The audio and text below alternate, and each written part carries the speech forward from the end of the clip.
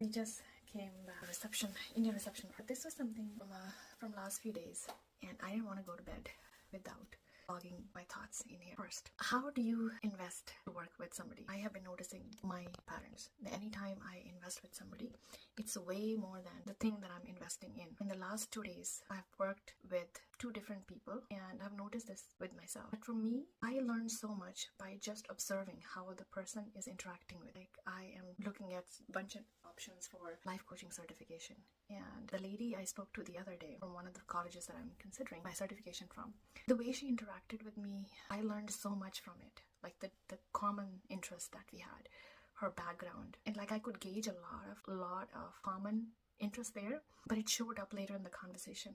Like, you get the vibe first, and I could tell there were so many similarities, but I couldn't pinpoint.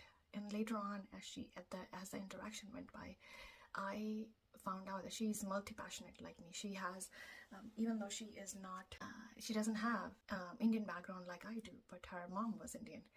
She's also, she knows about immigrants. Like, she's also belonged to an immigrant family. So all these things, and how she has different interests and how she has pulled them together, just like me. Like, I'm a multi-passionate person.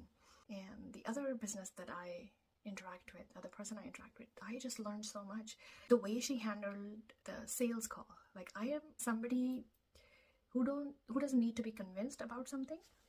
If I am like, if I want something, I will get it. But it has to be like on my terms. I don't like pressure marketing. I don't like to be like, oh, the sale ends today. So it was so interesting with this specific person that I was dealing with.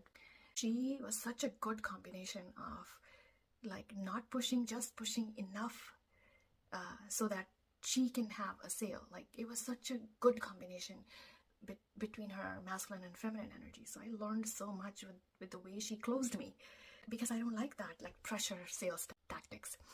So there's so much to learn from. I also noticed that from my own Reiki mentor, I have learned so much from the way he talks about his programs. Like, he would really slow down when he's talking about his programs, and he wouldn't rush into it. That is something I admire about it. Like, I've seen so many people rushing about as soon as they land on the product or the service they sell, they immediately start like talking fast. That is something I really, really admire. So those are the things I really, really look for in the people I work with. I wonder, what is it for you? Do you also learn by observing people?